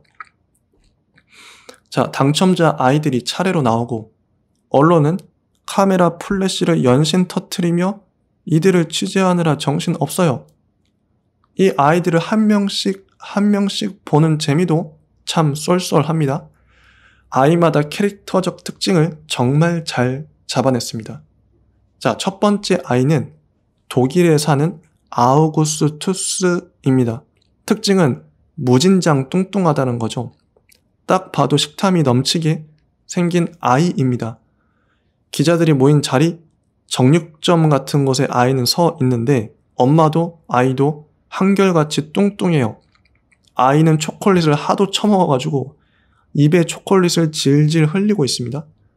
초콜릿에서 골든 티켓을 처음 발견한 계기도 초콜릿을 포장지 째로 씹어 먹다가 먹는 식감이 이상해서 초콜릿을 내려다봤더니 골든 티켓이었다는 거죠. 골든 티켓 발견 기념으로 뭘 했느냐는 기자의 질문에 아우구스투스는 초콜릿을 더 먹었다고 답합니다. 그리고 거대한 초콜릿을 꺼내서 개걸스럽게 씹어 먹습니다. 이 장면을 TV로 시청하던 찰리와 가족들은 뚱뚱할 거랬지 한심한 꼬마군 이라고 말합니다. 두 번째 아이는 영국에서 나왔습니다. 버루카 솔트라는 아이인데요. 딸이 황금 티켓을 갖고 싶다고 해서 아버지는 수십만 개의 윙카 초콜릿을 사서 땅콩 카는 일을 하던 공장 직원들에게 초콜릿을 까게 해요. 공장에서 수백 명의 직원들이 황금 티켓을 찾기 위해 동시에 일하는 장면은 장관입니다. 아버지에게 버루카는 Where's my golden ticket을 연신 남발하죠. 버루카는 단순한 철부지를 넘어서 부모님에게 으름장을 놓는 위아래도 없는 꼴불견이었던 겁니다. 딸이 상처받는 걸 못 참는다고 말하며 아버지는 마침내 골든 티켓을 사흘 만에 찾아냅니다. 딸은 골든 티켓을 아버지에게 받자마자 아빠, 말 한 마리 더 사줘요 라고 말합니다. 정말 탁월한 캐릭터 묘사 장면임이 틀림없습니다. 팀 버튼은 이렇듯 극단적인 판타지 캐릭터를 정말이지 특징만 잘 잡아서 묘사합니다. 그래서 이 영화를 보는 맛이 그토록 찰진 건지도 모르겠네요. 사람들은 욕하면서 보는 거죠. 이 장면을 보던 찰리네 할아버지는 뚱보보다 더 한심하네 라고 말합니다. 찰리는 저런 방법 쓰는 건 공정하지 못해요 라고 말하죠. 할아버지는 속상해 할 것 없다며 저건 자식 교육을 잘하는 게 아니라고 말하죠. 자, 세 번째 아이는 조지아에 사는 브리가드 양입니다. 이 아이는 263개 대회에서 우승했어요. 껌 씹기 대회 중에 골든 티켓 얘기를 듣고 잠시 종목을 바꿨다고 말합니다. 자기는 껌 씹기 챔피언이라고 말하며 지금 씹는 껌도 석 달째 씹고 있다고 말해요. 5명 중 1명이 받는 트로피도 자기 것이라고 말하며 나는 위너니까요 라고 말합니다. 이걸 지켜보던 찰리네 할머니는 밥맛 없는 애군, 왕재수야 라고 말합니다. 자, 네 번째 아이는 마이크 TV로 콜로라도에 사는 아이입니다. 이 아이는 인터뷰 중에도 전자오락 게임을 하고 있어요. 게임 중독인 거죠. 어떻게 골든 티켓을 발견했느냐는 질문에 아이는 대답합니다. 간단해요. 제조 일자와 증시 동향, 기후만 분석하면 되죠. 바보라도 찾을걸요? 그러자 부모는 전 얘 말 못 알아들어요. 요즘 애들은 너무 똑똑해요 라고 말하죠. 아이는 게임을 하면서 심각한 표정으로 죽어 라고 말하죠. 아이는 초콜릿을 하나만 샀다고 말하며 맛도 모른다고 초콜릿은 질색이라고 말하죠. 이걸 지켜보는 찰리의 할아버지는 공장 가서 실컷 먹어라 못돼 처먹은 하면서 할아버지가 욕을 하려는 찰나에 아버지는 찰리의 귀를 틀어막습니다. 그러자 순간 묵음이 되면서 찰리와 관객들은 할아버지의 욕을 못 듣죠. 이 영화가 전체 관람가가 될 수 있었던 이유이기도 합니다. 팀 버튼의 유머가 여기서 빛을 발하는 거지요. 찰리는 당첨자가 한 명씩 나오는 과정을 TV로 하염없이 지켜볼 수밖에 없었어요. 초콜릿 한 개도 찰리에겐 너무나도 큰 돈이라 구매할 수 없었던 것입니다. 찰리의 부모님은 큰맘 먹고 1년에 한 번 있는 찰리의 생일에 맞춰 생일 선물로 초콜릿을 사줍니다. 하지만 그 초콜릿에는 골든 티켓이 없었어요. 그 와중에 5번째 당첨자도 나오지만 가짜라는 것이 밝혀졌습니다. 할아버지가 감춰뒀던 비상금으로 초콜릿을 사오라고 하지만 거기에도 티켓은 없었어요. 이렇게 2번 연속으로 찰리가 퇴짜를 맞으니까 관객들도 당연히 초조할 수밖에 없겠죠. 찰리가 어떻게든 5명 안에 들 거라 믿고 있던 관객들도 적잖이 당황할 수밖에 없습니다. 찰리는 망연자실한 마음으로 초콜릿 공장 앞에 서 있다가 집에 가던 길에 눈 속에 묻혀있는 $10를 우연히 발견합니다. 이 돈으로 찰리는 초콜릿을 사죠. 여기에 그토록 바라던 골든 티켓이 있었습니다. 이걸 보고 어른들은 깜짝 놀라가지고 자기에게 $50에 팔라고 그러고 어떤 아줌마는 $500에 팔아라고 하죠. 이 모든 걸 지켜보던 가게 주인 아저씨는 곧장 집으로 달려가라고 말합니다. 찰리는 신나서 집으로 달려가 부모님과 할아버지, 할머니에게 티켓을 보여줘요. 골든 티켓을 보고 자리에 누워있던 할아버지는 갑자기 자리에서 일어나서 춤을 춥니다. 얼마나 신났으면 저럴까 웃음이 끊이지 않는 장면이지요. 그런데 찰리는 신나하는 어른들 뒤에서 말해요. 이 티켓 그냥 팔래요. 누가 $500에 산댔는데 더 줄 사람도 있겠죠? 우린 초콜릿보다 더 많은 돈이 필요해요. 이 대사를 보고 누구나 가슴이 아련해질 것입니다. 가난한 집의 어린 아이는 다른 그렇지 않은 집의 어린 아이보다 빨리 성숙할 수밖에 없는 것이지요. 가난이 그들을 자신의 나이보다 더 빨리 어른이 되게 만들었습니다. 어른들은 찰리의 말을 듣고 먹먹해져서 아무 말 없이 서 있기만 해요. 거기 모여있는 6명의 어른들 중 아무도 그 돈보다 티켓이 중요하다고 말할 수 없었던 것이요. 매일 양배추를 우려낸 양배추국으로 끼니를 잇고 있는 식구들이라 더 애잔하기만 합니다. 아버지는 최근에 치약 뚜껑 돌리는 일자리도 자동화 기기가 들어와 뺏기고 말아요. 그런데 이때 할아버지가 찰리를 부릅니다. 돈은 세상에 흔해. 매일 찍어낸다고 하지만 이 티켓은 세상에 5장뿐이라고. 앞으로도 영원히 돈처럼 흔한 것 때문에 이 귀한 걸 포기해? 너 바보냐? 그러자 찰리는 아니요 라고 대답하죠. 그럼 바지흙 털어 공장 견학가야지. 할아버지는 이렇게 말합니다. 찰리의 얼굴은 순간 활짝 밝아지고 음악도 격정적으로 이 순간을 축하하죠. 자, 이제 수많은 인파와 기자들이 공장 앞에 모인 상태에서 각 어린이들이 각 보호자 한 명씩과 함께 문 앞에 서 있습니다. 각각의 캐릭터들의 복장과 얼굴 표정, 대사가 인상적입니다. 긴장감이 흐르는 가운데 버루카는 아빠에게 빨리 들어가고 싶다고 말하고 1분이나 남았단다 아버지가 말하자 버루카는 시간을 빨리 가게 해요 라고 답하죠. 찰리는 할아버지를 알아볼까요? 묻고 할아버지는 글쎄다 세월이 흘러서 라고 답하죠. 아우구스투스는 아무 말 없이 거대한 초콜릿을 들고 씹어 먹고 있습니다. 말이 필요 없는 아이죠. 그냥 먹기만 합니다. 이 부분도 가만히 생각하면 재밌죠. 뷰리가드의 엄마는 특별상만 생각해 특별상만이라고 말하고 뷰리가드는 껌을 씹으며 고개를 끄덕입니다. 마이크 TV는 멍하니 앞을 바라보고 있고 아빠는 주변을 두리번거리고 있어요. 이윽고 문이 열리고 그들은 입장합니다. 이제부터 영화의 본격적인 시작인 것이죠. 전반부가 30분가량이지만 전혀 지루하게 느껴지지 않는 것은 앞서 설명한 대로 꼭 필요한 장면들로만 이루어졌기 때문입니다. 30분 동안 골든 티켓의 발매와 찰리 집안 소개, 윌리 원카 내력 소개, 각 5명 아이들 캐릭터 소개까지 깔끔하게 해냈습니다.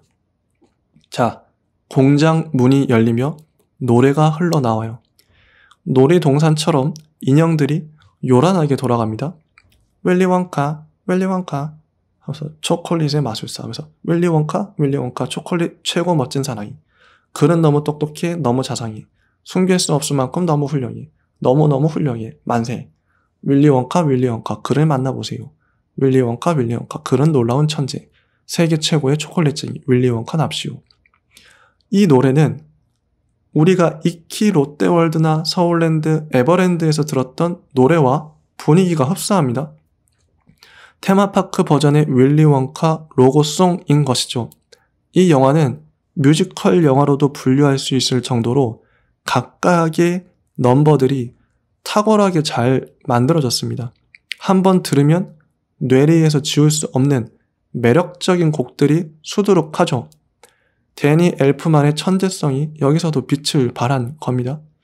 테마파크 분위기를 내는 선곡은 탁월했다고 봐요. 이름은 초콜릿 공장이지만 공장 내부는 그야말로 초콜릿 테마파크에 더 가까우니까요. 이런 전반적인 분위기를 이 첫 넘버가 잘 표현했다고 봅니다. 자, 노래가 끝나자마자 불꽃이 튀면서 휙휙 돌아가는데 이 불꽃을 인형들이 맞고 불이 붙어서 활활 타올라요. 음악은 늘어지고 인형들은 기괴한 모습으로 녹죠. 너무 녹아서 눈알이 뚝 떨어지기도 합니다. 이 모습을 지켜보던 한 학부모 옆에 서 있던 윌리 원카가 아이처럼 좋아하며 박수를 쳐요.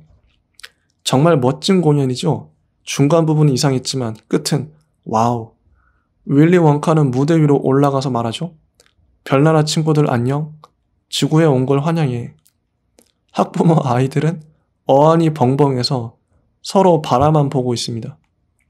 윌리 원카는 준비해온 카드에 써있는 문구를 읽어요. 모두 환영합니다. 악수나 할까요? 다들 반응이 없자 손을 거둡니다. 여기서 우리가 알 수 있는 건 윌리 원카가 사람들과 관계를 맺는데 서툴다는 거죠. 그는 아마도 혼자 고립된 채로 오랫동안 살아온 것 같습니다. 팀 버튼의 영화에는 이런 외톨이 캐릭터가 자주 등장해요. 팀 버튼 감독 자신의 어릴 적 시절의 반영이라 봅니다. 그가 소수자와 약자들을 주인공으로 자주 형상화하는 근본적 이유겠죠. 왜 처음부터 위에서 등장하지 않았냐고 한 아이가 묻자 윌리 원카는 저 위에선 공연이 안 보이잖니? 라고 답합니다. 어린아이 같은 순진무구함을 느낄 수 있어요. 아우구스투스가 우리 이름은 안 물어봐요 라고 묻자 윌리 원카는 이름 알아서 뭐해? 빨리 움직여. 볼 게 많거든. 이라고 답합니다. 자, 윌리 원카는 마법사 모자를 쓰고 단발머리에 하얗고 창백한 얼굴, 까만 티에 빨간 양복을 입고 있습니다. 정말 독특한 이미지입니다. 한번 보면 잊혀지지 않죠? 특히나 조니 뎁은 이런 캐릭터를 언제나 멋지게 잘 소화해냅니다. 하얗고 창백한 얼굴은 지난 에피소드에서 말했듯 팀 버튼의 주인공들의 공통점이기도 하지요. 왜 하얀가 생각을 해보니 하얀 얼굴은 두 가지 맥락에서 생각해 볼 수 있겠습니다. 하얀 얼굴을 가진 존재는 천사 아니면 죽은 자겠죠? 즉 현실에 존재하지 않는 초현실적 존재들이 주로 하얀 얼굴을 가지고 있는 것이죠. 그래서 팀 버튼의 주인공들은 그토록 하얀 얼굴을 가진 게 아닐까 추측해 봅니다. 길을 걷는 중에 아이들은 저마다 윌리 원카에게 자신의 이름을 말하며 어필해요. 어떻게든 마지막에 주어진 상을 받으려는 아이들의 노림수이지요. 하지만 그 모든 반응들을 윌리 원카는 달갑지 않게 여기며 조롱합니다. 윌리 원카는 말하던 도중에 부모, parent를 발음하지 못하고 망설여요. 부모와 연관해서 어떤 트라우마가 그의 인생에 있다는 걸 알 수 있죠. parent를 다른 이가 대신 발음해 줍니다. 그러자 윌리 원카는 moms and dad라고 하죠. 데드를 발음한 윌리 원카는 갑자기 상념에 잠기고 사람들은 이상하게 쳐다봅니다. 자, 긴 복도를 걸어가며 아이들은 신경전을 벌이죠. 경쟁자인 것입니다. 복도 끝에서 문이 열리고 드디어 이 영화의 하이라이트가 되는 거대한 초콜릿 동산이 나타납니다. 여기 표현된 모든 초콜릿들은 실제 초콜릿이라고 해요. 보기만 해도 어마어마한 분량의 디테일을 자랑하는 장관입니다. 어떤 회사에서는 브라운관의 색 재현율을 실험하는데 이 장면을 활용할 정도로 다양한 색감으로 구현되었다고 하는군요. 저 멀리 초콜릿 폭포가 보이고 초콜릿 강이 이 정원을 감싸고 흐릅니다. 아이들과 부모들은 이 광경을 넋을 놓고 바라보죠. 움파룸파들이 일하는 모습을 보고 사람들이 신기해하자 윌리 원카는 움파룸파들을 룸파랜드에서 만난 이야기를 해줘요. 윌리 원카는 새로운 맛을 찾기 위해서 정글을 헤매다가 움파룸파들이 모여 사는 마을을 발견합니다. 움파룸파 중에 건네는 애벌레 으깬 것을 역겨움을 참으며 먹은 윌리 원카는 그들과 친해지죠. 움파룸파들은 코코넛 열매를 좋아하고 신봉했는데 윌리 원카는 카카오가 초콜릿 원료이니까 그들에게 자기를 따라오라고 제안합니다. 정말 판타지에 어울리는 판타지 같은 이야기입니다. 움파룸파들과 수어 같은 독특한 팔 동작으로 대화를 나누는 장면도 참 재밌죠. 특히 움파룸파들은 한 배우, 즉 딥 로이란 배우가 혼자 연기했다고 해요. 그들은 모두 50대 중년 아저씨 얼굴을 하고 있죠. 딥 로이는 수많은 움파룸파들을 CG 없이 표현하기 위해 자리를 일일이 옮겨가며 연기했다고 합니다. 수천 번을 찍었겠죠? 대부분의 판타지에서는, 아니 모든 판타지에서 요정들은 귀엽고 아름답습니다. 보통 10대나 20대 여성으로 표현되는 요정들은 남자들의 판타지를 대변하죠. 그런데 팀 버튼은 의도적으로 그 요정이 있을 자리에 50대 얼굴의 아저씨를 복사해서 붙여놓습니다. 관객들은 이 아이러니를 보고 한편으론 의아하고 한편으론 당황스러워하면서도 깔깔 웃죠. 팀 버튼은 이처럼 기존의 관념으로 굳어진 어떤 대상이나 이미지를 전복하는 것도 잘합니다. 움파룸파들이 만약 기존 판타지처럼 무난한 소녀 얼굴에 어여쁜 날개 달린 천사였다면 이 영화의 독특성이 상당히 훼손되고 차감되지 않았을까 생각됩니다. 그들이 소녀가 아니라 아저씨라서 참 다행입니다. 한편 윌리 원카는 아이들에게 마음껏 돌아다니며 초콜릿을 먹으라고 해요. 아우구스투스는 초콜릿 강에 손을 담그고 실컷 퍼먹다가 풍덩 빠지고 맙니다. 초콜릿을 빨아들이는 파이프에 아우구스트는 몸이 뚱뚱해가지고 끼고 말죠. 이걸 아래서 지켜보던 사람들 옆에 움파루파들이 갑자기 등장해서 공연을 합니다. 아우구스투스 글룹, 아우구스투스 글룹, 뚱뚱하고 탐욕스런 머저리, 아우구스투스 글룹, 뚱보 찌질이 못된 욕심꾸러기. 저런 말썽꾸러기는 멀리 쏘아보내야 해. 하지만 걱정은 마. 아우구스트는 무사할 거야. 다치지는 않을 거야. 하지만 이건 각오해. 쟨 손을 봐줘야 해. 바퀴가 천천히 돌아가며 녀석의 몸을 분해하네. 이 욕심 많은 멍청이가 모든 사람의 사랑을 받지. 이렇게 맛있는 퍼즐을 싫어할 사람이 있겠나. 이 노래를 부르면서 움파룸파들이 추는 춤은 그야말로 압권입니다. 빨강색 광이 나는 그 쫄쫄이를 입은 똑같은 얼굴의 그들이 추는 춤은 웃기기도 하고 재밌습니다. K-팝 아이돌처럼 딱딱 맞아떨어지는 군무가 보는 재미와 쾌감을 주죠. 가사도 자세히 뜯어보면 어찌 보면 잔인하게 여겨질 정도로 신랄한 비판이에요.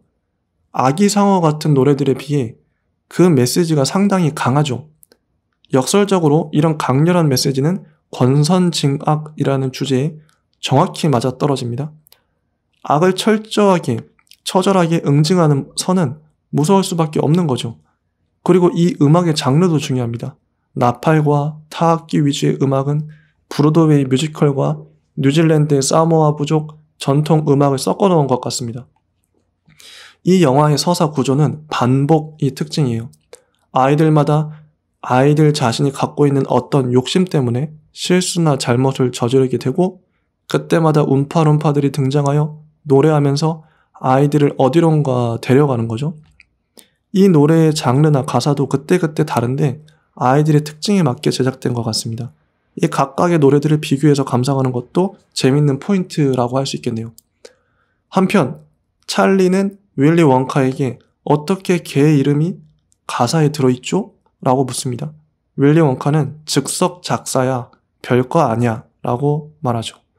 초콜릿강 저편에서 거대한 보라색 해마를 닮은 배를 움파룸파들이 노져옵니다. 윌리 원카와 아이들은 그 배에 탑승하죠. 움파룸파들은 깔깔 웃어댑니다. 뭔가 수상한 느낌이죠.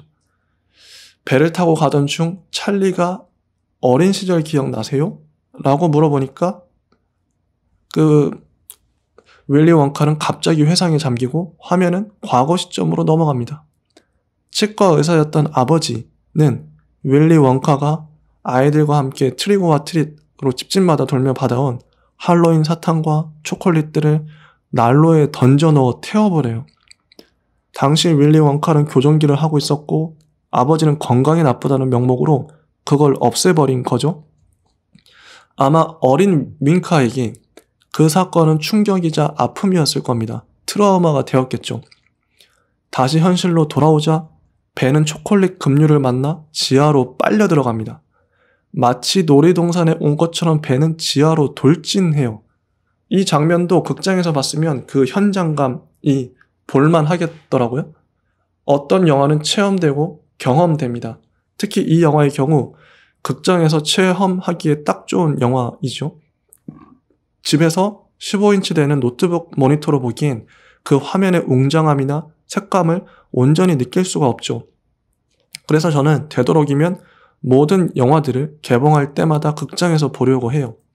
영화는 원칙적으로 극장 개봉을 전제로 만들어지는 장르이다 보니 극장의 압도적인 스케일의 화면으로 보아야 같은 영화도 제대로 즐길 수 있거든요.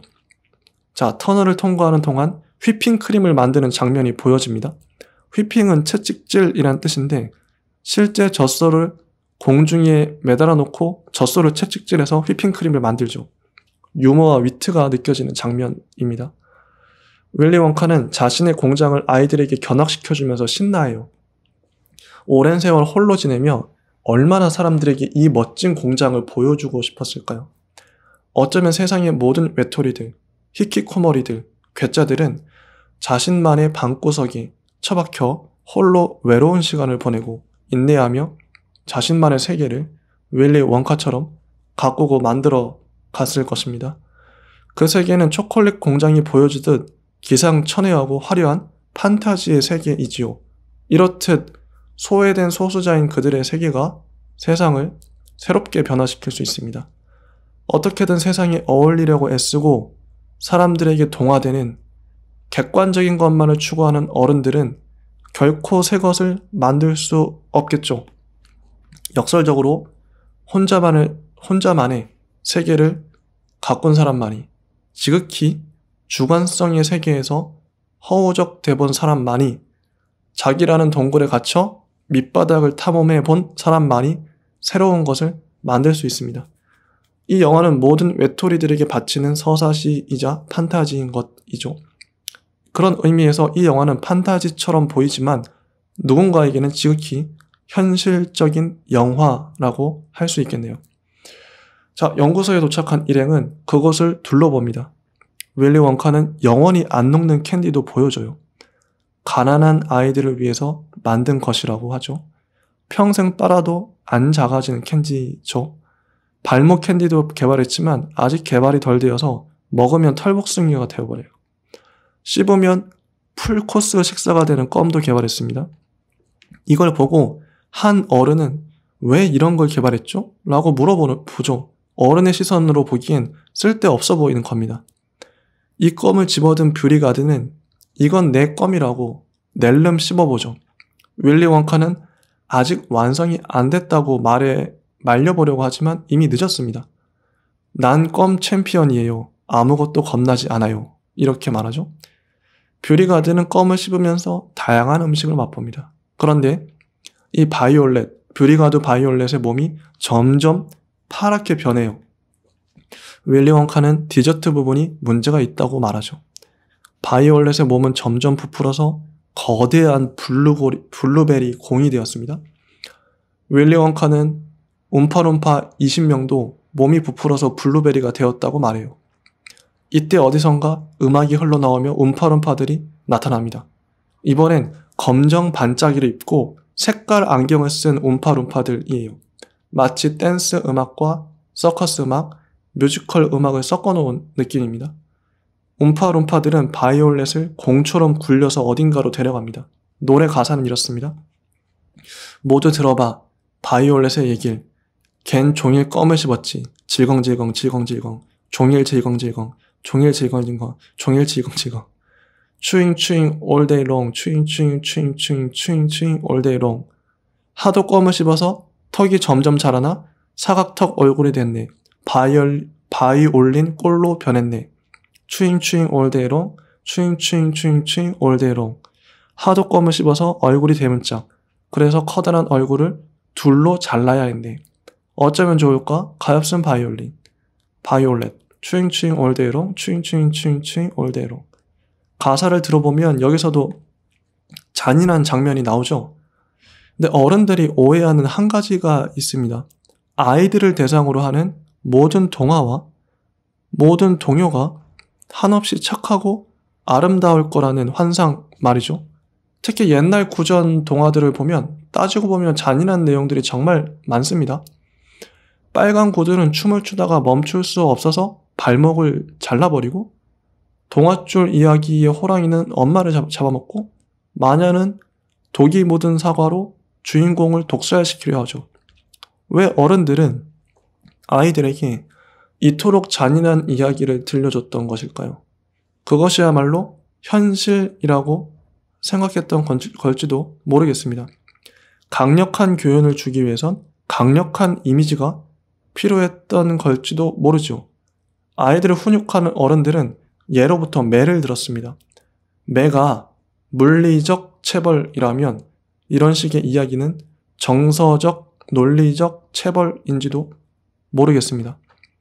이 이야기를 진지하게 듣는 아이들은 감히 함부로 그렇게 행동하지 못하겠죠? 아니, 껌을 너무 씹어서 커다란 얼굴을 둘로 잘라야 했다니 나는 껌을 지나치게 씹지 말아야겠어. 이런 식으로 말이죠. 윌리 원카는 바이올렛을 즙 짜는 방으로 데려가라고 합니다. 즙 짜듯 몸을 짜내야 원래대로 돌아온다는 거죠. 실제로 이렇게 짜내는 모습을 상상하면 정말 잔인하겠지만 여기는 판타지 세계이니 판타지식으로, 즉 애니메이션식으로 상상해야 합니다. 제가 언젠가 팀 버튼은 영화를 애니메이션식으로 연출한다고 말한 적이 있죠. 톰과 제리 만화를 보면 이 둘은 죽일 듯이 치고받습니다.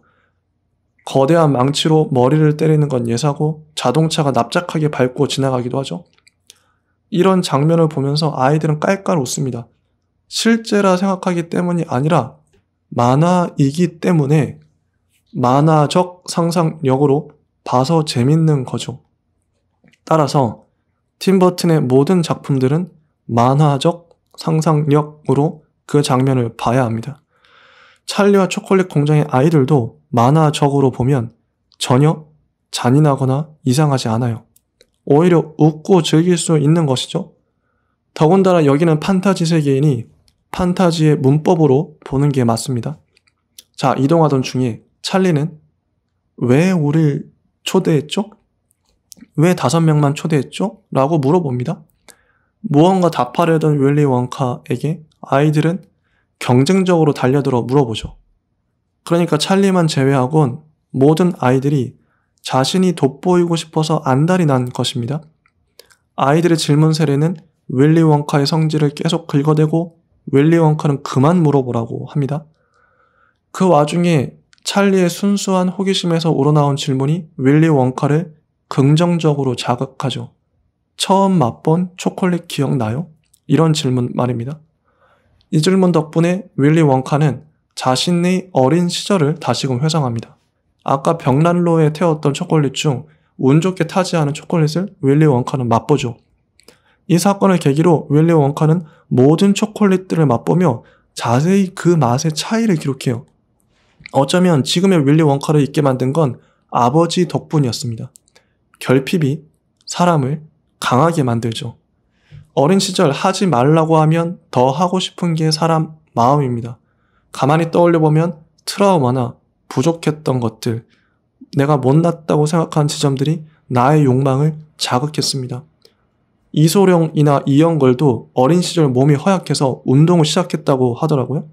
나폴레옹도 작은 키가 늘 마음에 걸렸고 징기즈칸도 가난한 집안에서 자라났다고 하더라고요. 이런 면에서 보면 나의 약점이 오히려 나의 강점으로 작용하는 토대가 되는 걸 발견합니다.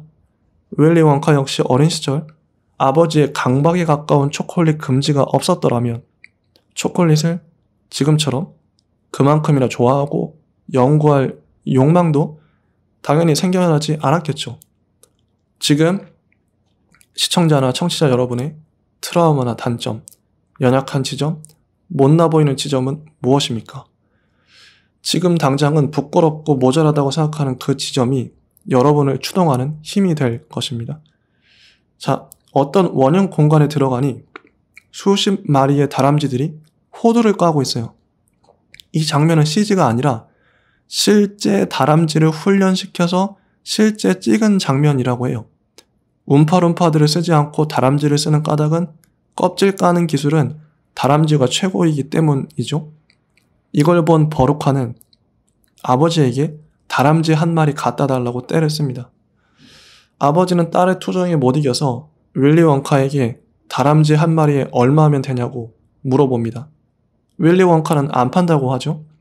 그러자 버루카는 자기가 직접 가져오겠다고 다람쥐들에게 다가가요. 다람쥐들은 순식간에 버루카에게 달려들고 윌리 원카는 열쇠 다발에서 문을 열 열쇠를 찾고 있습니다. 다람쥐 한 마리가 버루카의 머리를 똑똑 두드려봐요. 품질 검사를 하는 거죠. 품질 검사에 불합격한 버루카는 쓰레기 버리는 중앙의 통로로 버려집니다. 소각장으로 연결된 이 통로는 화요일에만 가동되는데 오늘이 마침 화요일이라고 원카는 말하죠. 신기하게도 버루카가 통로로 떨어지자마자 윌리 원카는 열쇠를 찾아 문을 엽니다. 아버지가 들어가죠. 그때 이제 하는 노래와 함께 움파룸파들이 또다시 공연을 시작합니다. 움파룸파들의 복장은 옐로우예요. 파란색 공간과 대비를 이루어 아름답게 보입니다. 이번 컨셉은 아바라는 그룹 특유의 노래 분위기입니다. 비틀즈도 떠오르더라고요. 똥땡이 아우구스투스는 신비한 정원이란 공간에 맞게 웰컴 투 더 정글 컨셉이었고, 바이올렛의 경우는 최첨단 연구실이라는 공간에 맞게 댄스 테크노 컨셉이었죠. 버루카의 경우는 호두까는 다람쥐에 맞게 아바의 신비한 노래가 컨셉이 된 거죠. 이처럼 아이들이 응징을 당할 때마다 움파룸파들이 부르는 노래는 해당 공간과 해당 아이에 맞게끔 장르와 가사가 정해집니다. 완벽하게 계산된 데니 엘프만의 음악인 것이죠. 가사를 살펴보면 이렇습니다. 버릇없는 망나니 버루카, 쓰레기 통로로 떨어졌네. 통로 속엔 별것이 다 있지. 새로운 친구가 아주 많지. 아침에 녹아버린 넙치 대가리도 있고 스튜에 있던 굴 껍데기와 스테이크 찌꺼기도 있어. 악취나는 쓰레기가 잔뜩 쌓여 있다네. 버루카의 친구가 쓰레기통에 많다네. 멋진 친구들이 많다네. 누가 걔를 그렇게 망나니로 키웠을까? 버릇없게 오냐 누구일까? 누구 탓일까? 그건 바로 슬프게도 버루카의 엄마 아빠. 마지막에 다람쥐 한 마리가 버루카 아빠의 엉덩이를 걷어차서 구멍에 떨어져 버리죠. 자, 그 다음 이제 다음 장소로 이들은 이동합니다. 투명 엘리베이터를 타요. 이 승강기는 상하 좌우로 순식간에 이동합니다. 이 승강기 이동씬도 영화의 볼거리 중에 하나예요. 승강기는 레일을 타고 움직이지만 거의 하늘을 날아다니는 수준입니다. 관객들은 엘리베이터처럼 생긴, 에베레스트처럼 생긴 거대한 초콜릿 산을 발견합니다. 룸파들이 여기에 등반해서 초콜릿을 캐고 있어요. 그 다음에는 분홍색 털을 가진 양들의 털을 미는 것도 지나가고, 인형병원 및 화상치료센터는 최근에 지었다고 하는군요. 아까 초반에 인형들이 화상을 입은 탓이겠죠? 총무부서도 지나갑니다. 불꽃놀이가 한참인 곳도 지나가는군요. 대포에 사탕을 넣고 쏘아서 관역을 맞추지요. 이걸 본 마이크 TV는 쓸모없는 것뿐이네요 라고 말합니다. 그러자 찰리는 초콜릿은 그냥 즐거움을 위한 거야 라고 하죠. 이 모습을 윌리 원카가 뒤에서 흐뭇한 표정으로 바라봅니다. 마이크 TV는 초콜릿은 해로운 거야 라고 말하는데 이 대사에 윌리 원카의 아버지의 대사가 겹쳐서 말해지죠. 윌리 원카는 다시금 과거 회상 씬으로 돌아갑니다. 원카의 아버지는 찰리가 초콜릿쟁이가 되는 걸 반대하지만 원카는 집을 나가버려요. 아버지는 돌아오면 자기는 없을 거라고 단언합니다. 원카가 다시 집에 돌아가니 아버지 집만 뜯겨져 나간 채 어디론가 사라졌습니다. 윌리 원카의 현재뿐만 아니라 과거, 특히 아버지와의 관계를 다룸으로써 윌리 원카라는 사람의 신화적 이미지가 어떻게 형성되었는지를 파헤칩니다. 그게 중심은 확실히 찰리보다는 윌리 윙카에게 쏠려있죠. 초콜릿은 달콤하기도 하지만 씁쓸하기도 합니다.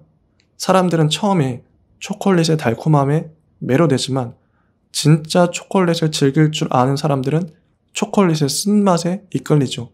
마치 커피처럼 말이죠. 어렸을 적엔 라떼 같은 단맛의 커피를 즐기다가 차츰 나이를 먹으면서 사람들은 아메리카노나 블랙을 찾습니다. 이처럼 윌리 원카의 한없이 밝고 쾌활한 모습 뒷면에 어두운 이면을 이 영화는 건드립니다. 사실 사람이란 누구나 밝은 면과 어두운 면을 동시에 갖고 있죠. 그래서 이 영화가 윌리 원카를 다루는 방식은 입체적입니다. 단면적이거나 평면적인 인물은 납작해서 아무 매력이 없죠. 어떤 영화든 인물의 다양한 측면을 다뤄야 그제야 인물이 생기있게 살아납니다. 환상 속에 꾸며진 가상 인물이 아니라 진짜 실제 살아있는 인물이 되는 것이죠. 자, 이들이 다음으로 도착한 곳은 사방이 온통 하얀 실험실입니다. TV 초콜릿을 볼 수 있는 곳인데요. 실제 초콜릿을 TV로 전송해서 TV 속에서 꺼내 먹을 수 있는 곳입니다. 움파룸파들은 거대한 초콜릿을 가져오죠. 굳이 큰 걸 쓰는 이유는 TV에 나오는 사람도 작게 보이기 때문이죠. TV로 전송된 거대 초콜릿은 사람 손에 쥘 만큼 작아집니다. 이때 나오는 음악은 우리가 익히 들어본 그런 음악이에요. 센스 있는 적절한 선곡이죠. TV 속의 원숭이들에게 초콜릿이 도착합니다. 찰리는 손을 뻗어 TV 속에서 초콜릿을 꺼내요. 이걸 지켜보던 마이크 TV는 아저씨가 발명한 건 텔레포터예요. 그런 위대한 발명품을 초콜릿 전송에 써요? 이렇게 타박하죠. TV의 아빠가 그만하라고 하자 TV는 천재 같지만 바보라고요 하고 말합니다. 난 달라요 라 외치며 TV는 아까 전송기로 달려갑니다. 자신이 초콜릿 대신 전송되기 위해 버튼을 누르고 기계 위에 서죠. TV는 실제로 TV로 전송되었는데 크기가 손바닥만하게 작아졌습니다. 채널을 돌릴 때마다 TV는 나와요. 이번 노래는 록 버전입니다. 퀸의 노래가 생각나더라고요. 비틀즈, 움파룸파들도 나와서 노래를 합니다. 알프레드 히치콕 감독의 걸작 스릴러 사이코의 명장면, 샤워하는 장면도 패러디 되죠. 중간중간 뉴스, 요리하는 장면, 권투이는 장면도 나와요. 노래 가사는 이렇습니다. 우린 여기서 배울 게 있지. 모두 명심해. 절대 애들을 TV 옆에 두면 안 돼. 아예 집에 TV가 없으면 더 좋지.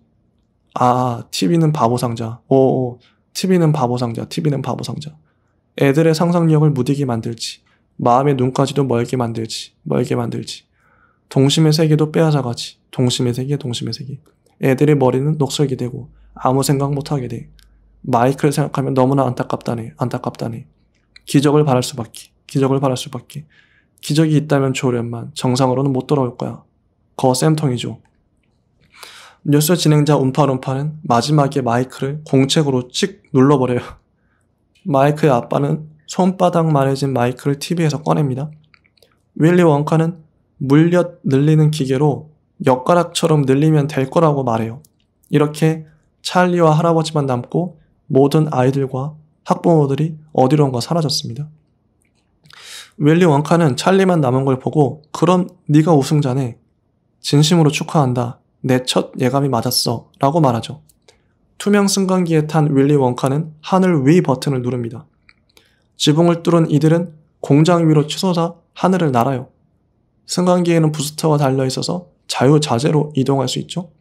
이때 마침 아까 벌받았던 4명의 아이들이 차례대로 정문 앞으로 등장합니다.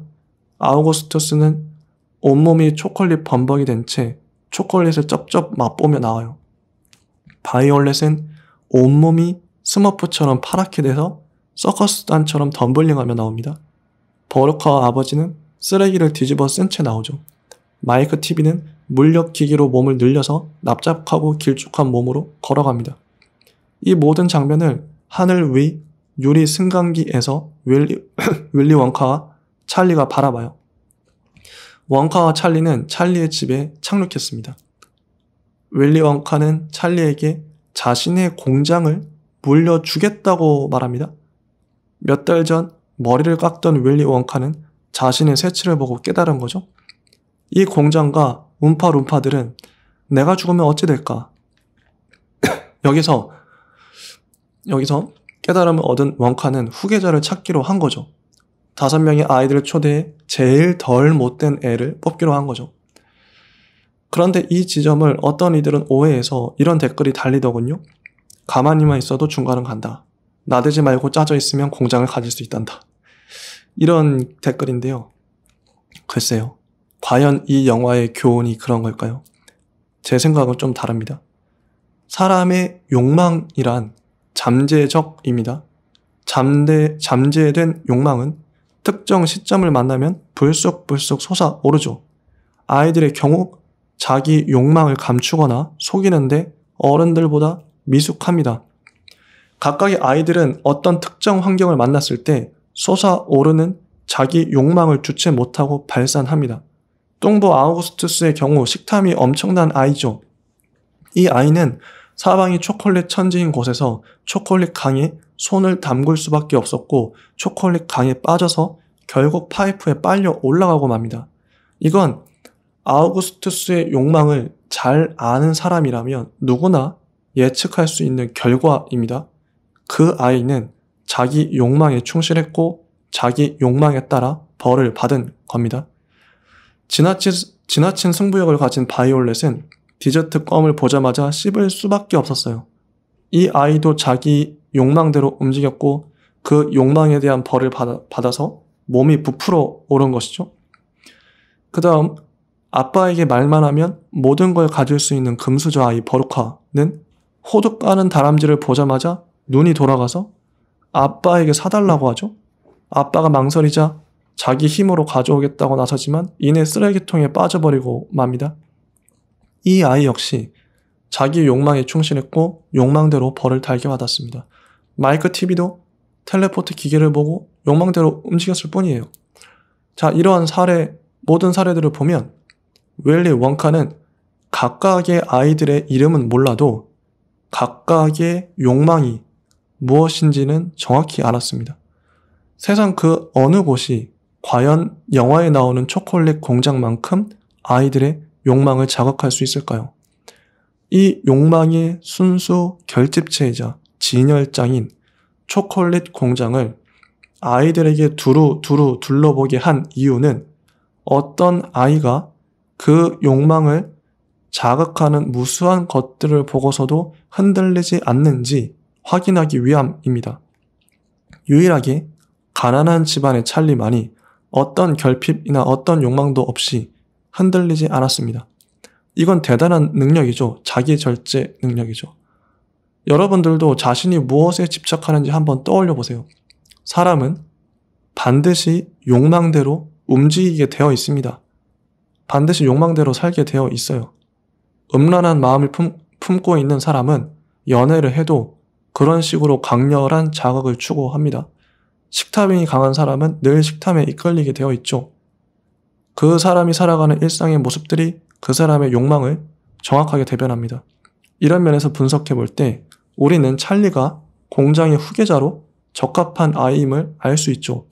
윌리 원카는 지혜로운 사람이었던 겁니다. 윌리 원카가 집을 떠나 공장으로 갈래? 라고 물어보자 찰리는 웃으며 예 라고 답하죠. 찰리는 가족들과 함께 가도 되냐고 묻지만 윌리 원카는 당연히 그건 안 되지. 식구 주렁주렁 달고 무슨 일을 해? 초콜릿쟁이가 되려면 꿈 따라 자유롭게 살아야 해. 라고 말하죠. 나를 봐, 가족이 없으니 성공했잖아. 이 말을 유심히 듣던 찰리는 난 안 갈래요. 라고 말합니다. 가족은 절대 못 버려요.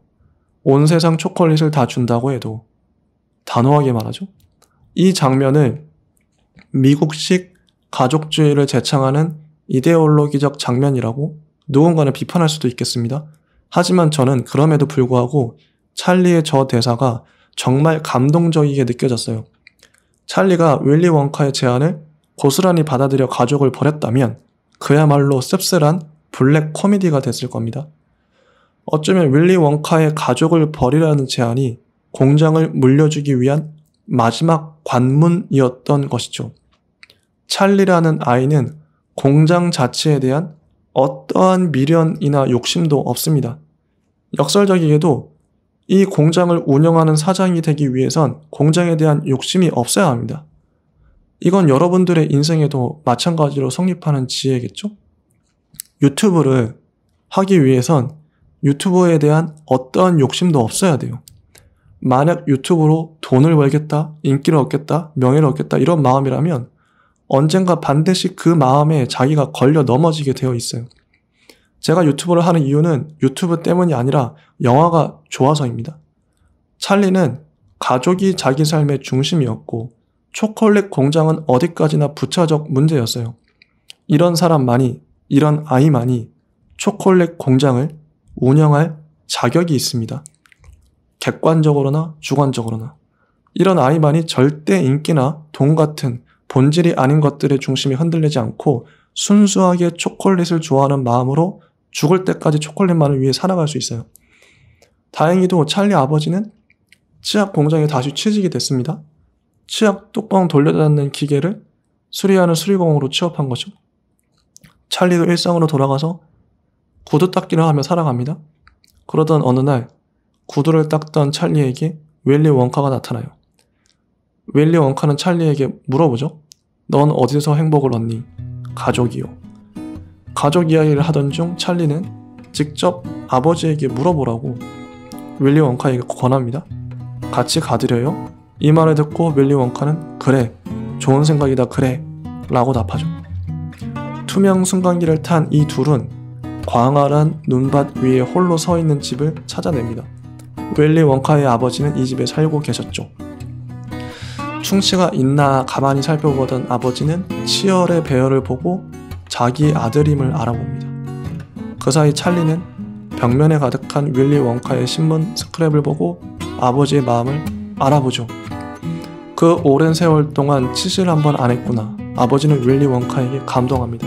두 사람은 서로 껴안습니다. 윌리 원카의 후계자 제의를 찰리는 받아들입니다. 두 사람은 사업회의를 하루 종일 하죠. 연 모양 초콜릿을 만드는 건 어떠냐 이런 식으로 말이죠. 윌리 원카는 초콜릿 공장보다 더 좋은 가족을 물려받고 그의 삶은 더 달콤해졌다고 하며 영화는 끝납니다. 자, 팀 버튼의 기념비적인 걸작의 평론이 마침내 끝났습니다. 정말이지 사랑스러운 영화입니다. 저는 할 말이 많은 영화는 말을 길게 할 수밖에 없다고 보고 할 말이 없는 영화는 말을 짧게 할 수밖에 없다고 봐요. 말이 자꾸 길어지는 이유는 그만큼 영화에 담긴 깊이와 이야기가 많다는 뜻이겠죠? 제가 공감을 한 만큼 오늘 원 없이 이야기한 것 같습니다. 이렇게 할 말이 많은 영화가 정말 좋은 영화라고 생각합니다. 이 영화는 초콜릿을 소재로 만든 판타지 영화로서 달콤함 뒤에 숨겨진 씁쓸함들을 되돌아보게 만드는 영화였습니다.